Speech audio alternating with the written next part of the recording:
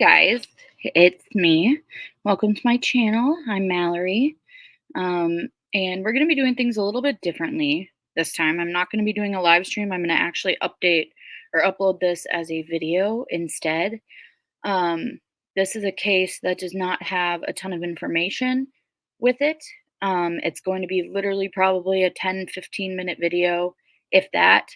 But although there's not a ton of information in the video, I do still think it's important to get their names out there, get their story out there, at least the story so far of what we know. And then that way, if there is anyone that happens to live in the area or anything like that, I at least have shared that information. So today I am going to be sharing with you guys the story of Brian and Jennifer Vann. As you guys can see by what I'm sharing on the screen, I have made a little bit of a presentation.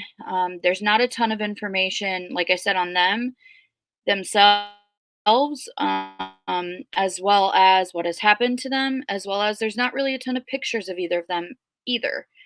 They're pretty much all the pictures that I could find are literally what you guys can see here on the screen. So let's get started on what happened to Brian Vann and Jennifer Vann, if it wants to zoom in for me. There we go. So as you guys can see here, they are a married couple. They had been married since 2014, so it would have been about 10, almost 10 years. This ended up happening August 5th of 2023, so not quite 10 years.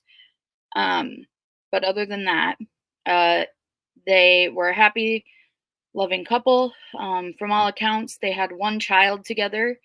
And the child does come into play. The child is unfortunately the one that found them deceased. But other than that, I'm not going to get into the child, the gender, the name, the different things like that. That's the child's privacy. So, what happened to Brian and Jennifer Vann? I'm going to first introduce you guys to each of them because you know that on my channel here, I like to make the videos and the live streams very victim focused. And one of the ways I like to do that is by kind of giving you guys the adjectives of how people that knew them described them, because I think it allows for viewers to get to know those victims a little bit more. And that way you know them as people and not just as what happened to them. So this is Brian Carter Vann. His date of birth is October 17th, 1974. He was known to have great energy. He was very confident. He was very hardworking. He had the biggest heart.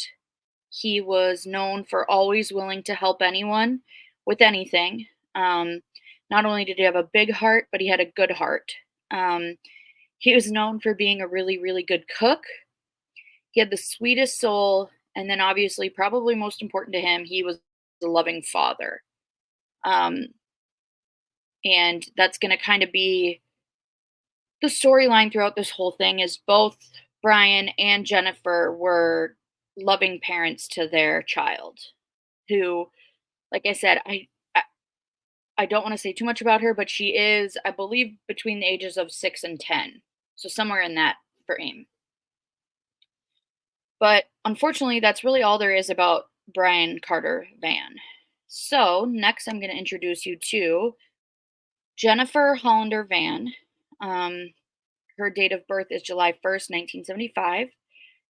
Her friends and family loved her very much. They had described her as her whole soul embodied love and friendship. She radiated kindness. She was adventurous. She had unshakable faith, an infectious humor. She was very thoughtful, super sweet, and a loving mother. So as you can see, these were two people in this community that were very loved, appreciated, and known for being thoughtful, kind, and sweet. So now I'm going to take you guys to where this case takes place. So this takes place in Wade, North Carolina. As you guys can see here, I have the Wade Water Tower, but then I also have the map here on the side of the entirety of North Carolina with the little green star showing where Wade, North Carolina is. So you guys can see it's south of Raleigh, east of Charlotte. So it's kind of in the southeast corner almost of North Carolina. And now we're going to get into what actually happened to them. Like I told you guys, there really is not a ton of information on this case. It is still an open case. Um, and so I'm just trying to get the information that we do have out there just in case anyone saw something, knows something, lives in the area, can keep your ears and eyes open. Um, so yeah. All right. So it's going to take us back to August 5th, 2023. So it just hit the 1 year mark on their deaths. But it all started out when their daughter was dropped off at home by her grandmother. I'm not exactly sure if the grandmother had left and then come back, if the daughter had called her, or if she waited like in the driveway while the daughter ran inside. Um, so on and so forth. Like I'm not exactly sure how this played out. This a lot of this has to do with a third party kind of sharing that story. Believe it was the uncle of Brian who ended up doing an interview with the news. Um, but other than that, this is kind of the situation. The daughter gets dropped off at home by her grandmother. She ends up somehow, I want to say she just walked back out and went up to her grandma and said, "Mama and Daddy are dead." That is when the first 911 call comes in. Well, the first and only, I suppose. And I believe, I'm not sure if it was the grandmother or if the 911 operator brought it up. I'm not sure, but it was called in that they had both passed away from an overdose, um, which is interesting, especially because we end up finding out that they actually died of gunshot wounds. But the the fact that that was the first thought is something that confuses me a little bit. Um, Especially when we find out kind of how their bodies are located and so on. So okay, sorry, trying to get back into the story. According to the uncle, Jennifer's body was found outside of a barn, just kind of on the ground. Now, she had the gunshot wounds, so we know that that's how she died. Brian was actually found sitting inside the barn in a chair, also died of gunshot wounds. So, when you think about where they were potentially found, um, how they were found, I would say in this sense, it would have to be potentially that Brian was shot first while sitting in the chair, and then either Jennifer was in there and ran, or heard the shots from the house and then ran to the shots. Either way, outside of the barn is where she is shot.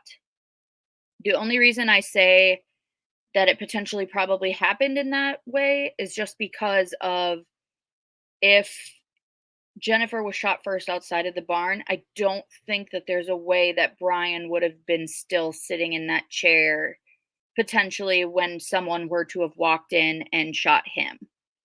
So that's an assumption by me, which I don't know if that's true. Don't take it as fact, but that's kind of just where my brain went with this. Um, but yeah. So, um, but like I said a little bit earlier too, I do think it's very interesting that the first thought was that this was an overdose, because based on everything that I could find, my first question went to, is this something where people were kind of like waiting for an overdose? Is it potentially a case where they actually had been utilizing substances or something? There's no information whatsoever to state that, but just because there isn't information out publicly doesn't mean that that's not the truth, but it also doesn't mean that it is the truth. But it's just kind of where my mindset went when I was trying to find all of the research and doing this, that somehow initially it was called in as an overdose when there were actual gunshot wounds as the what killed them. Other than literally that information, I think when I was doing my research on them, there was not a ton of information. Number 1, like I said, I think there was maybe 5 or 6 articles written by local papers there. It was nothing mainstream, nothing like that. It was like the local newspapers and stuff like that that had done little articles. And when I say little, I mean like a paragraph article and that's it. Um and 2 out of those like 6 were when police had come out to the public asking for help in locating different individuals. So there were 2 instances when the police went to local media asking if anyone knew of 2 different individuals that they wanted that were stopped by police. One was about 3 weeks after, and then one was in April of this year, where they were trying to find these 2 individuals to speak to them in regards to Brian and Jennifer's case. Um, the police did end up finding both of those individuals. They were questioned and released. So, as of right now, those 2 individuals do not have anything to do with the case. They ended up speaking with police and were released. So, I wasn't going to name them just in case,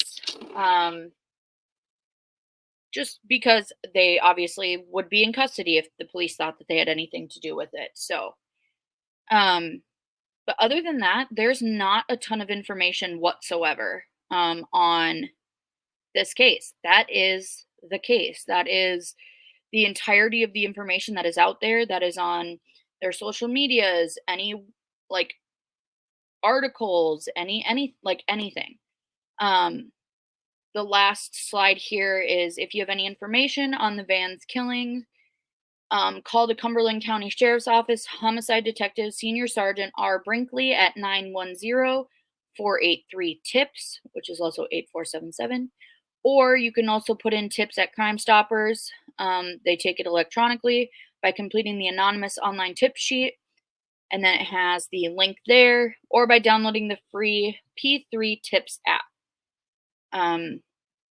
So, like I said, other than that, there's really no other information in regards to what happened, who did this, why this happened, or anything like that. But I wanted to make sure to get this video out there so that way there you guys have the ability to see their faces. If you're in the Wade, North Carolina area, if you know anyone in that area, please share this video with them. I want to be able to get their names, their faces out there, their story out there, so that way if there is anyone that has any information, they can come forward and give not only their family but their daughter some peace with this whole situation.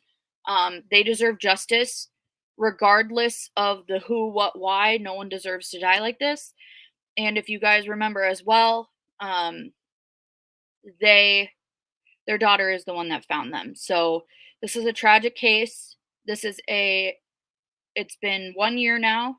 The police are still seeking. There was an anniversary article that was put out on the 1 year anniversary of this happening, with the police really pleading to the public for information in regards to their case. So please, thank you. Please and thank you. Thank you for listening to Brian and Jennifer's story. Thank you for taking the time to get to know them with the little information that we do have, listening to this quick little snippet of all of the information that is out there regarding their case. And if you or anyone you know are near Wade, North Carolina, if you have any information, that last slide that I just showed is going to have all of that contact information for who you can reach out to. But other than that, yeah, thank you guys so much for taking the time to watch this video. And I will be back soon with another one. Have a great rest of your day, guys. Bye.